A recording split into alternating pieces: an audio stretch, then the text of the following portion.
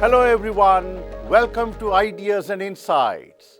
I am Badrinath Rao, your host for this program. A distressing trend of our times that has engaged the attention of academics and the general public alike is the eclipse of democracy across the globe. Democratic regimes all over are in different degrees of disrepair. In some countries, despotism has trounced democracy. In others, democracy cohabits uneasily with strains of authoritarianism. Despots, dictators, demagogues, and tyrants torment their people in countries such as Russia, Poland, Belarus, Kenya, Hungary, the Philippines, Turkey, and El Salvador. Discerning observers have identified several ominous developments that have eviscerated the ethos of democracy. Of these, 4 are particularly disconcerting because they have corroded our cherished values, norms, and institutions. First, no country is immune to being overrun by autocrats, a fact vividly brought home by the attempted coup d'etat on January 6, 2020 in Washington, D.C. The democratic form of government is, thus, under attack, even in nations hitherto deemed to be solid exemplars of popular rule, such as the United States, Britain, and India.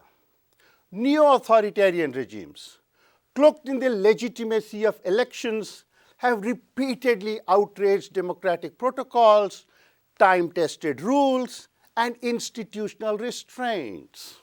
Second, the world over, citizens are estranged from their governments, do not trust their rulers, and have grave misgivings about their future. Thus, according to a Pew Center poll, the proportion of Americans reporting trust in government institutions is down from a top of about 70% in the late 1950s to less than 20% in 2015. Third, record levels of inequality and the dominance of moneyed interests have diminished civic efficacy, accentuated social discord, led to institutional decay, and fostered an impotent rage against a system ranged against its own people. Upward social mobility is a receding dream for millions trapped in precarious lives of despair. Together, these circumstances have engendered an unavailing sense of ennui that manifests in absurd obsessions such as hyperconsumerism and the endless pursuit of hedonism. Fourth, repelled by the dysfunctional effeteness of democratic governance, many see virtue in the putative efficiency of authoritarian regimes. Citing China as an example, they argue that democratic deficit notwithstanding, dictatorial governments deliver results. Exulting in its so-called performative legitimacy, China pans Western-style democracy and touts its system as a viable alternative. The incipient admiration for strong governments, led by efficient leaders, masquerades a latent affinity for neo-authoritarianism that is as troubling as it is portentous. Several scholars have examined the tribulations of democracy and offered strategies for its invigoration. In 2018, Stephen Levitsky and Daniel Ziblatt published How Democracies Die, an influential book that analyzes the incremental phases of democratic attrition, underscoring the vital role of democratic norms, mutual tolerance, and institutional forbearance. Its authors argued that democracies die when it lacks gatekeepers for their protection. Professor Stein Ringen's How Democracies Live, Power, Statecraft, and Freedom in Modern Societies, published by the University of Chicago Press this year, is a seminal addition to this literature. Professor Ringen is Emeritus Professor of Sociology and Social Policy at the University of Oxford and Emeritus Fellow of Green Templeton College. He's also been an associate of Nuffield and St. Antony's colleges in Oxford. An astute political scientist, Professor Ringen has spent decades studying and writing about states, governance, and democracy. On more than 70 occasions in the 20th century, democracy collapsed and gave rise to authoritarianism. How Democracies Live delves into the recent vicissitudes of democracy and reminds us that it is constantly under threat and will fail unless we care for it. This book offers a sophisticated account of why the global advance of democracy has stalled since the end of the 20th century and how we can reinstate it to its preeminent position. An ardent Democrat, Professor Ringen posits an urgent need to salvage democracy and strengthen its foundations. Going beyond current scholarship, appearing in various guises such as direct democracy, deliberative democracy, and monetary democracy, Professor Ringen identifies 3 C's: culture, conversation, and contract as the pillars of democracy. Rejecting the notion of widespread disenchantment with democracy, he attributes the beclouding of democracy to factors such as the crumbling of confidence in governments, the socio-economic and cultural polarization of the people, and a revolt from below. A highlight of Professor Ringen's work is that it pinpoints the theoretical gaps in our understanding of crucial concepts related to democratic functioning, such as power, freedom, statecraft, and democratic culture. Engaging with classical and contemporary works on these issues, he offers novel interpretations of the factors mediating popular rule. For instance, freedom, he points out, is the supreme guiding principle that gives meaning to democracy. However, it does not mean merely doing what one likes. Instead, Professor Ringen's exegesis, based on his masterful survey of the academic discourse on this topic, accentuates the need to revive the Aristotelian idea of freedom as access to human dignity.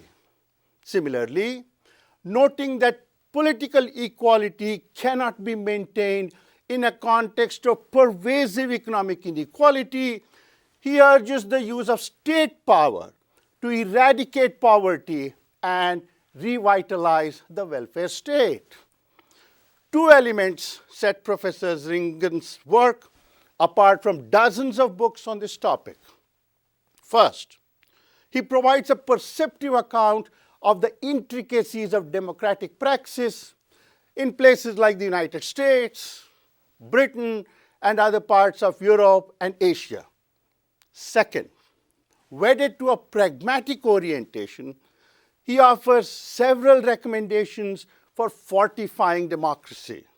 Prominent among them are electoral reforms based on proportional representation, breaking up of media monopolies, strengthening local governance, and state funding of election expenses. Convinced that we are at a critical juncture in determining the future of democracy, Professor Ringen urges the general public to think about what we now have and what we will lose if democracy is imperiled. Flawed though it may be, he believes that democracy has given us freedom, rights, autonomy, effective governance, and the rule of law. Above all, it has taught us to embrace imperfection, practice tolerance, and accept disagreements. Professor Ringen joins me now to discuss these ideas. Welcome to Ideas and Insights, Professor Ringen. Thank you for joining us today. Well, thank you very much. I am glad you were able to join us after several mishaps. Let's begin with the first thing you start in your book, namely how governments across the world manage COVID-19. The management of the pandemic illustrated very vividly the strengths and shortcomings of various governments. And you rightly point out that the best management of COVID-19 came from New Zealand, and the worst performance was found in Brazil. Now, both countries are democracies. So we have good democracies and bad democracies. The question then is, how serious is the eclipse of democracy across the globe? Could you tell us about that, please? Well, it's serious. We have, in the second half of the 20th century, enormous thrusts forward for democracy. Democracy spread across the world, and it was perceived as the only game in town. Even autocrats had to speak democratic language. Now, recently that has stalled, and there are troubles in the democratic systems that go back to many origins. But I think the chief origin is an explosion of inequality, that we have not been able to share better standards of living in any fair way, and that there are swathes of people in even rich countries who are excluded from the progress of economic growth. So this explosion of inequality is at the very heart of the troubles that many democracies are experiencing. I should still add that although I'm very aware of these troubles and write about them, my book is a very positive book about democracy. I wish to counter some of the negative. There's so much negative out there. Democracies are dying, all politicians are crooks, citizens are not serious, and so on. I don't believe any of this. And I think we need to understand, of course, and we including we political scientists, we social scientists, we need to speak in positive terms about democracy to encourage understanding and to encourage belief. Let me follow up on the idea that you raised just now, namely that the notion that people are disenchanted with democracy is overblown and is actually not true. And you say as much in your book. Now, if we concede your point, how strong do you think is the support for democracy across the globe? And what gives you the confidence to believe that people still repose their faith in democracy? Well, the experience is that anywhere where people are given the choice, they choose democracy if they can. And the experience is that autocratic regimes, how much they praise their own virtues, cannot prevail without repressing their people. So there is a constant, obvious demand for democracy. But that demand needs to be underpinned by democratic regimes performing effectively. And they need to do more than they are doing in spreading fairness in their economies and in their societies. If we go back to the second half of the 20th century, it was just a wonder of progress. We, that is the democratic West, we built the whole United Nations system of global government. It's an absolutely marvelous construct. Domestically, we built welfare states that in many ways enabled most people to share in progress. And this was just a period of great confidence and great progress and great reform. This has stalled, and it has stalled in very large measure because we ourselves do not well understand the blessings that democracy brings to us, the blessings of freedom, rule of law, autonomy, dignity, and so on. And I have very much wanted to speak in favor and speak positively about what a wondrous invention this thing, democracy, is. We will come to the issues that you raised, Professor Ringen, issues such as the benefits that the welfare state has conferred on us, and the exemplary character of democratic institutions and so on.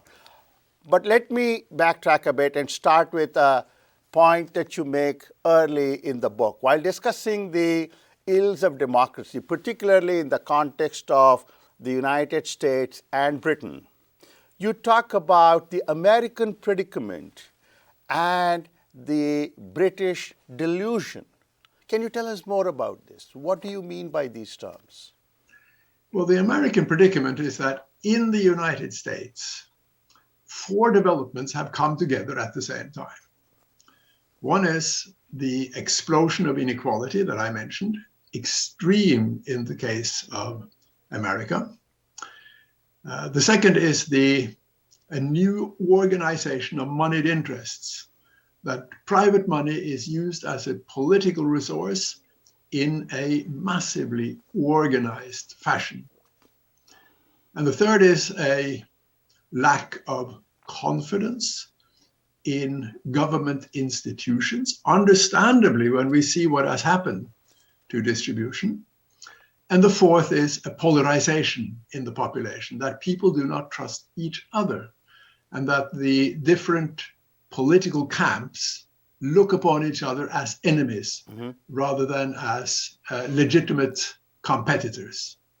And these four things have come together over the last 20 years, 30 years maybe, to really undermine the democratic culture of the United States. And that is greatly damaging and greatly unfortunate. All these things can be remedied, but that requires a will and an understanding which for the time being is not there. And what about the British delusion? Well, the British, I call it the English delusion, actually. Sorry. The English delusion. That is the idea that what makes for effective government is a strong government. So therefore, we have this idea in Britain that our elections must be by first past the post, so that even small majorities, well, even minorities in the electorate results in majority governments. Right. And we have the idea that once there has been elections, it is governments and not parliament that must be in charge. Hence, the British Parliament, the House of Commons in particular, is not in charge of itself. It's not in charge of its agenda. It is a servant of the government. All this goes back to an idea that governments need to have that strength if they are going to be able to deliver. That turns out to be a bit of an illusion. We can see that in the British system. It doesn't function well. We are just rolling from one scandal and crisis to the other in this country. And there isn't a balance of power between the executive and the legislature. and our elected representatives have much too little say over their own business and over government business. Precisely for the reasons that you mentioned about the aberrations of democracy in America and in Britain, a growing number of people are beginning to veer toward this idea that state capitalist authoritarianism in China and neo-authoritarianism in Russia is, after all, perhaps not all that bad, because these governments, unlike the governments in Britain and America, they tend to deliver. We see in Washington a logjam that refuses to go away. There's a stalemate, and we find something analogous in Britain. So a lot of people are beginning to say, you know what, it does not matter if we do not have democratic freedoms like freedom of speech, freedom of expression, and so on. What we want is development, what we want is efficiency, and that's what China delivers. And we must therefore seriously consider what they are getting right. You completely reject this idea. Can you tell us why? Well, I have studied the Chinese system very carefully. Sure you have. And that is not a particularly effective system. They use vast resources, they invest a lot, but their systems are not as effective as they themselves praise them for being. The World Bank has a very careful index of government effectiveness. Mm-hmm. And China is not high on that index. It's in the middle of the range, right, with countries like Mexico and India and so on. So, and even in economic terms, the Chinese story is no more than a typical East Asian story, the same economic story as previously in Japan, Taiwan, and South Korea. Right. So China is very big and powerful and has a lot of clout, but it doesn't have the effectiveness that itself praises itself of having. And then it comes with the awful costs of repression, which is harder and harder by the day. In Hong Kong, domestically, in the repression of legal freedoms and legal practice, and of course in outright police state tyranny in the Western regions. So it's actually an ugly system which does not have the virtues that the leaders obviously praise it for having. You mentioned also Russia, and we have now seen what authoritarianism in Russia means. Now, it means war. One of the merits of democracy is that democratic governments are peaceful. They are not inclined to war, at least not between themselves.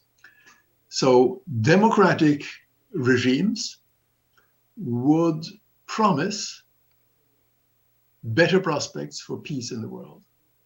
Autocratic regimes, and we now see it, are dangerous in war terms. You make a fervent plea in your book, Professor Ringen, for reforming democracy. And you lay out your arguments by first considering and rejecting the solutions that have been proposed. Participatory democracy, direct democracy, for example, deliberative democracy, monetary democracy, and so on. And you faulted them for their less than solid engagement with issues of power, freedom, and so on. You are also opposed to the idea of reinventing democracy. Instead, you set much store by this notion that we can reform democracy. Why would you not be in favor of reinventing democracy? Well, because the system of electing representatives And having these representatives govern through decision-making in carefully orchestrated assemblies has just enormous advantages. It's safe, it's easy, it asks very little of citizens. We are likely in that mode of decision-making to get well-considered and well-tested policies. There is a tradition in democratic thinking that goes back to Aristotle, one of my heroes in this book, that democracy is very good, but citizens are also a danger, and mass activity is particularly dangerous. So we need to find a very good balance between what citizens should do and what our representatives should do. And I think the experience is that if representative democracy works well, if our congresses and parliaments have good tools and good rules and good ways of working, we are more likely to get good government. Inviting citizens directly into the making of policy it's regrettably democratic thinking, but it is unfortunate, it is dangerous. We have seen that in these days here in Britain, where a new leader of the Conservative Party was elected by party members, and it was a catastrophe. Had that decision been left to members of parliament, we would have avoided catastrophes that we have suffered the last couple of weeks in this country. Those members of parliament were much better in identifying who might be their best leader than the representatives out there, the members of the party out there in the country. So we've just had a test of this form of participation in this country, and it has been a catastrophe. Let's now turn to your discussion of theoretical issues, and I begin with your wonderful exegesis on the question of power.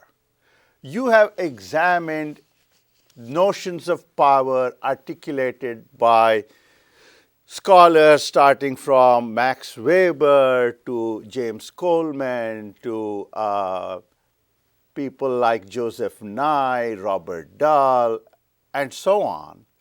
And you find that their concept of power is somewhat brittle and oftentimes lacking. And you provide your own expanded account of power, which includes social relationships, and you point out that it is mediated by a host of factors such as skills, rules, influence, legitimacy, authority, and so on. My question to you is, what is the significance of your expanded notion of power, and how might it be used for reviving democracies? Another one of my heroes is Max Weber, and he said of power that it is the probability that someone can get something done. And I say, although I admire Max Weber more than almost anyone else, I say that cannot be right. Power cannot be a probability. It must be what makes for a probability. And if so, power is prior. It is separate from the probability, or as other theoreticians have said, from capacity or ability. Power is prior.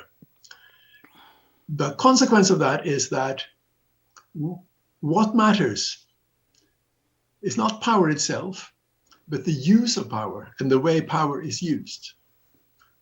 And that brings us to the competence and the skills of political leaders.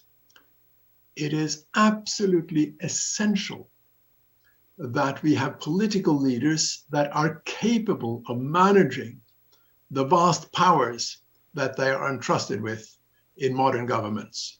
So leadership capacity, leadership ability, leadership skill is essential. Therefore, it is also essential to think of the ways we get leaders, the ways we proceed through elections and through nominations to get leaders and to get the good leaders. And I have some things, as you would have seen, to say about the way we go about recruiting leaders. Right. Now, how is this expanded notion going to help us as we try to revive democracies? In other words, what are the concrete consequences that one might draw from this? Well, again, it tells us that we need to pay very close attention to the quality of leadership and to the quality of leaders. Very close attention to it. And we must find mechanisms that are helpful in excluding unqualified leaders from getting into position of authority. Now, you have seen that obviously in the United States in the case of Mr. Trump. It should not be possible in a democracy for a person like that to come into leadership position. Now, this is difficult because we political scientists, we know a lot about free and fair elections, but we know very little about free and fair nominations. And the battleground in the United States now, you will see that, is very much at the stage of nominations. The question is who gets nominated? And once that is done, then we citizens come in and elect. But before that, there's been a selection of those who get nominated, those we citizens can choose from. And nominations are a weak point in both democratic thinking and democratic practice. Now, I don't know exactly what to do with that, but I do have one recommendation, which you will have seen. That's true. And that is that we should institute a routine of testing for qualified leadership. Right.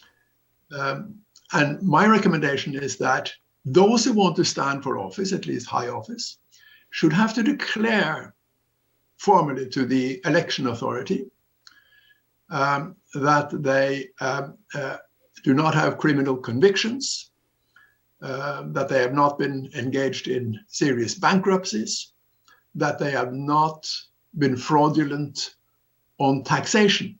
Right. And they should declare willingness to provide documentation of those matters if necessary. Now, that's not a very far-reaching recommendation, and it doesn't do all that much to come to grips with the problem of nominations, but it is something.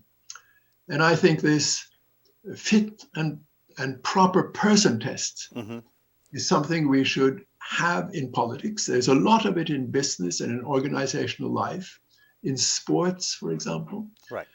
And there's no reason why we shouldn't say ahead of time that anyone who puts himself or herself forward for a position of leadership must pass a fit and proper person test.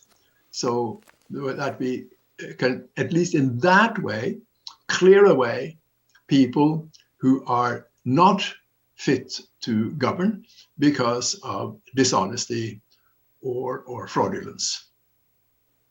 Let's now turn to the question of statecraft. You have discussed at length the role of statecraft in building democracies, and you have highlighted the fact that an elementary condition of a good government is that it is an efficient government. Having said that, you go on to describe how government works and what challenges it faces. And you say that governments routinely pass orders and do no more, and therefore there is this question vexatious question of implementation. And when you get to that, you have two challenges. One is bureaucratic inertia. Number two, getting people to obey the orders and persuading people to abide by the law. Then, of course, you have the question of reining in activist courts. All of these things together make what you call creating a culture of trust and we-feeling quite challenging. In fact, you go to the point of saying that it's a very messy business. Now, how did we get here, and how can we get out of this situation? Well, again, the whole matter of statecraft is very much about competence and good leadership. Again, power does not do anything. It is the use of power that matters. So it is the competence and the skills of those people who hold power that is essential. And they simply have to use that power to deliver some reasonable degree of fairness in a democratic society. You know, democracy is premised on the idea that everyone counts. And if everyone counts, there must be some reasonable measure of fairness. And it is necessary then that leaders use their skills and the power they hold to govern in a way which citizens see to be reasonably fair. I'm not romantic about fairness. There will not be perfect fairness, but there cannot be the degrees of inequality that are now prevalent in advanced capitalist democracies, such as in the United States and in Britain. So they need to come to grips with the problem of inequality and take that very seriously. Let's now turn to your analysis of freedom. Again, you offer an original account of this notion of freedom, starting with Aristotle, whom you admire a great deal, going on to Adam Smith and Sir Isaiah Berlin and Raymond Boudon, and you go all the way to Liu Xiaobo. And you point out that we must move away from this notion that freedom is just doing what one likes. You also have concerns with Sir Isaiah Berlin's notion of positive and negative freedoms, as freedom as the absence of coercion, and so on. You say that freedom must be understood in the Aristotelian sense of providing access to dignity. And in order for this to happen, you posit that deliberation is a necessary condition of freedom. And when we deliberate, and you invoke, of course, the European scholars to make your point. Habermas, for example, is theory of communicative action. My point to you, sir, is, again, this expanded notion of freedom is very well taken. But can you please tell us, A, how it differs from the usually understood notions, and what we could do with the idea you are proposing for reviving democracy? Well, my notion of freedom goes to the choice of both purpose and method. Right. It's not just about running around and making choice, but it is about being in control of the purpose for which we make choice. We must be in control of purpose. Now, that's difficult. And my answer to that is that it relies on deliberation. We need to talk to others about what it is that gives meaning. We cannot trust only ourselves. We must talk to others and with others constantly. Now, the practical meaning, I think, of this is that it's not enough to run around and demand rights. Rights are very important. And you would have seen that I go on about rights all the time. But the flip side to rights are duties. And there cannot be a civilized social order unless we as citizens not only demand rights, but also accept duties. Correct. And there is much too much insistence on rights and much too little acceptance of duties in current discourse. We social scientists have much to answer for in this respect. We are so individualistic, so concerned about rationality in a narrow understanding, so prone to emphasizing rights, and so cautious, reluctant to talk about duties and obedience. Mm-hmm. And I want a much more balanced attitude to the dialectic between rights and duties, about claiming rights and accepting obedience. I've written a whole book about obedience, and obedience is very important. Yes, indeed. So I think the long and the short of this discussion is that we citizens need to ask a lot of ourselves. Mm-hmm. It's not enough that we ask things of our politicians and our representatives. We must ask things of ourselves, and we must participate in the way that we engage and we obey and we understand that everything cannot be rights, but there must also be duties and there must also be obedience. Let's now turn to your analysis of the role of poverty in hurting democracy. And you obviously advocate the complete eradication of poverty. You have identified abundance and redistribution as the two preconditions for carrying out this agenda. You have come up with 6 very concrete suggestions for getting rid of poverty. However, you also say that the biggest challenge in this task of stamping out poverty is not want of resources, but lack of political will. My question to you, sir, is that is an almost insuperable challenge, and we've been grappling with it for a very long time. We all know that there are entrenched interests made stronger by neoliberal globalization, and some might therefore say that scaling back poverty, forget about eradicating, well, that itself is going to be quite challenging because there is no political will to carry out this agenda. What do you say to that? Well, there has been political will. It has not been impossible to mobilize the will.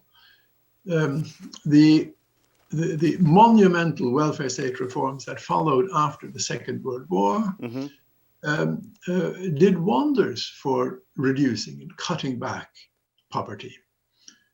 Not only trusting in economic growth, but also accepting the importance of sharing. And there was that will. Now, this again brings me back to the acceptance of runaway inequality. We cannot accept this inequality, that in rich countries, there are swathes of the population that are excluded from taking part in progress and advancement. That will has been there previously, and it can be mobilized again.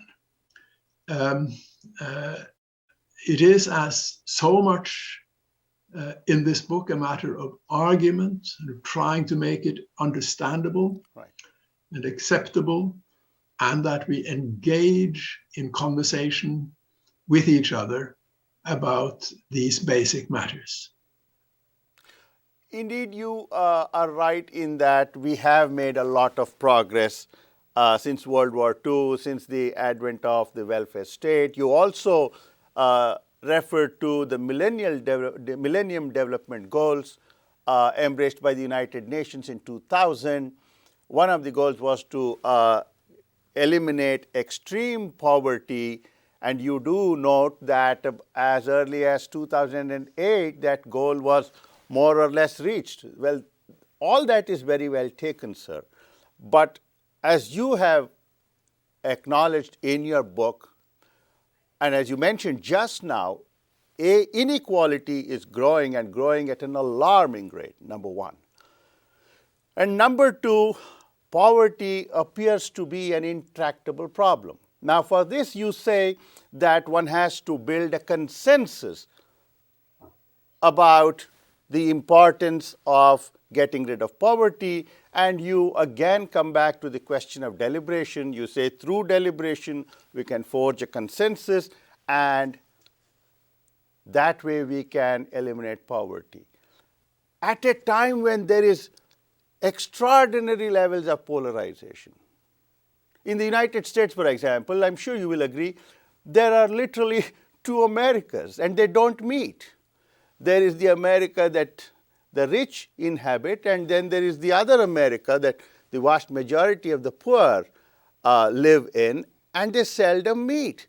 So given this polarization, how viable is this idea that we can forge a consensus through deliberation? Well, it's a big question. In the American case, part of my answer to this is that the origins of polarization have not been taken seriously, seriously enough. I mean, the people who are, there is, I say in the book that there is, it's not just dissatisfaction, there is revolt, certainly in the United States, elsewhere. There is revolt, grassroots revolt. It's not dissimilar from the peasants' revolts in Europe in the Middle Ages. There is revolt. And that revolt is not sufficiently listened to. Right. We, political scientists, we pretty much brush it aside and call it populism. We will not talk about it. And these people who are in revolt, and they are in righteous revolt, they have good reasons to be in revolt, they are not listened to. They are brushed aside by intellectual participants in the established order who will not take up their challenge, who will not listen. In the American case, I have no traction at all with a would-be autocrat like Donald Trump, but I do not dismiss in any way those people who voted for him. They have every reason to be in revolt against the system that has excluded them. To the degree, we see it in America, we see it in Britain, that our systems are rotten with corruption. Political influence is bought and sold before our eyes. Now, they are right to be in revolt against this, and they need to be listened to. They aren't. They are dismissed. They are populists.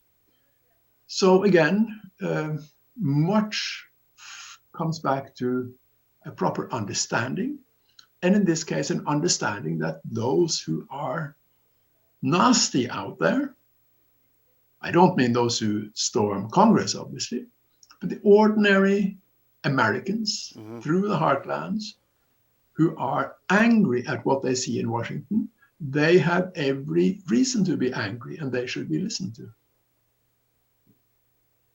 Let me ask you one last question on the question of equality before we move on.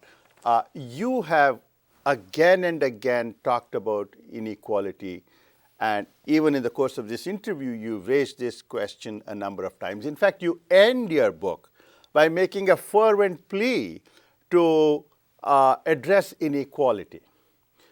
However, I was somewhat intrigued by something I saw in your book. I noticed that there are just two fleeting references to Dr. Amartya Sen and his human capabilities approach. And I invoke him because you know that there has been a rich debate between John Rawls and Professor Sen on how we should conceptualize inequality. Now, the way to address inequality, Dr. Sen said, is not just to divvy up resources. The more appropriate strategy is to foster human capabilities. And only when people have the ability to pursue goals that they value or have reasons to value, that they will be capability rich and will be genuinely empowered. Now, I am trying to suggest, sir, that the fostering of human capabilities is a very significant thing. And I say this also because I am originally from India, and I noticed this in India, where more than 3/4 of the population is capability poor. I wonder why this dimension of the inequality debate doesn't find much mention in your book. I was just intrigued. Well, I think that it is not because of disagreement, but it is because of priority. Now, as things are now in the advanced democracy, capitalist democracies, the distribution of income is so perverse that we need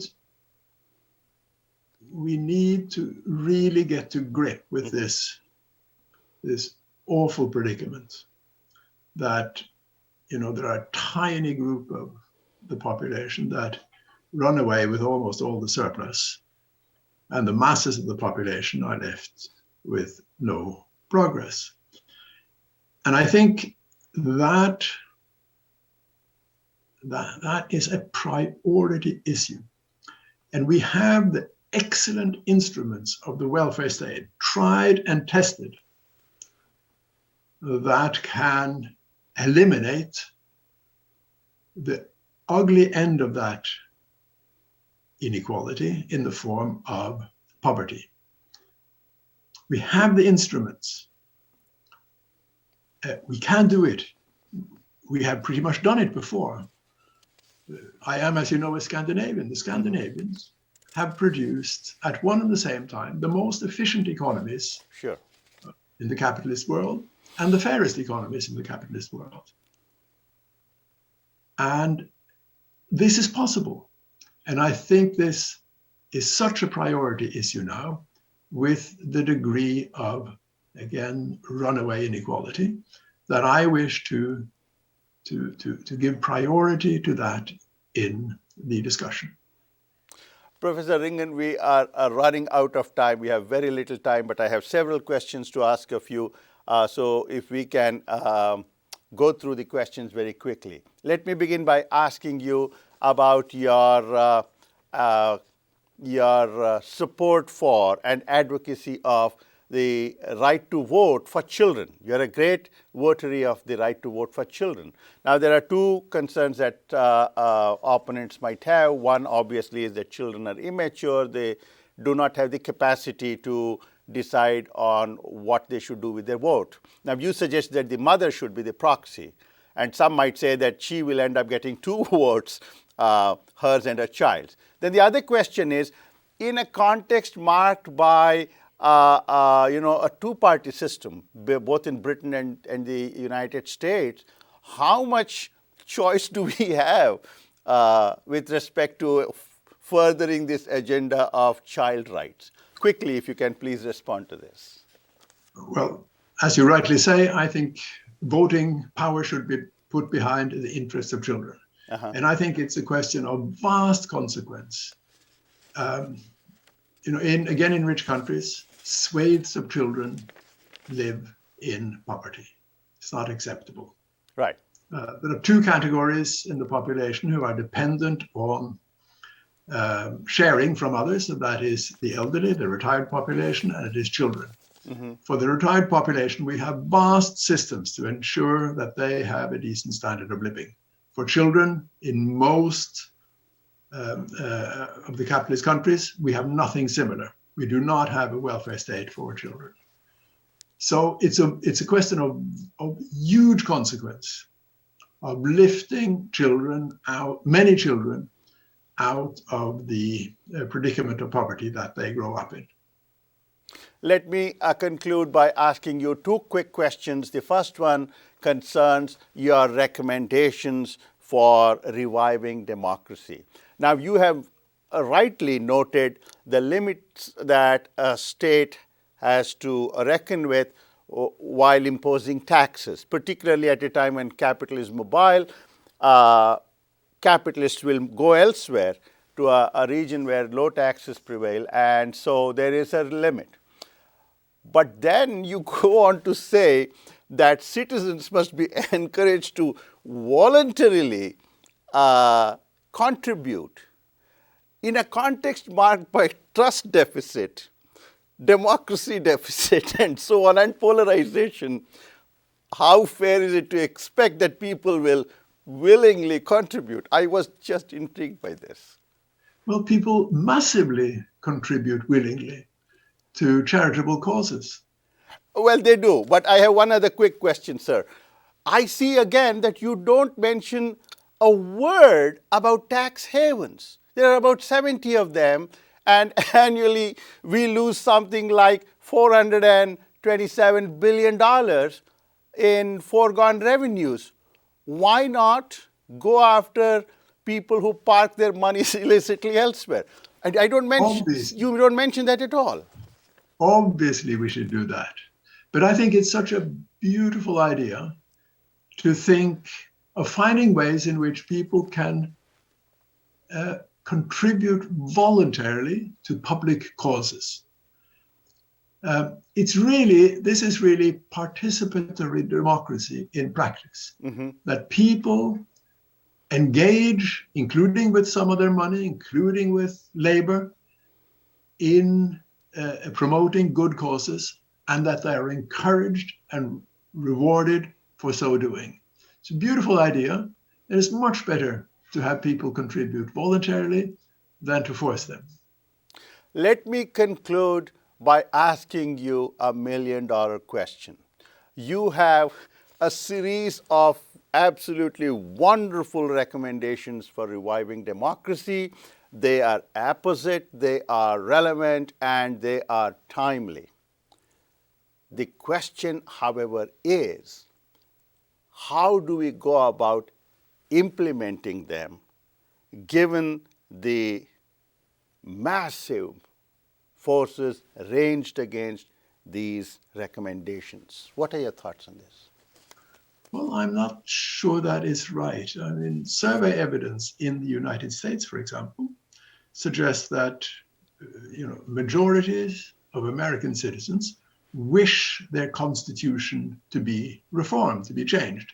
Now, for different reasons, but there is a wide agreement in the American public that the Constitution is ripe for reform. Correct. So into that agreement, I think it is meaningful to throw ideas, as I have been trying to do. Now, I don't know how fruitful these ideas are or what the chances for survival are, but I think it is meaningful in as fluent a situation as we are in now to throw ideas for reform into the debate. Hopefully we can get back to where we were in the period after the Second World War of reform willingness and reform eagerness and a determination to do better. Professor Ringen, it has been a great pleasure to talk to you. Thank you so much for sharing your ideas with us. We appreciate your time. Thank you very much. Well, thank you. It's been a pleasure. That's it for this episode of Ideas and Insight. Thanks for joining us today.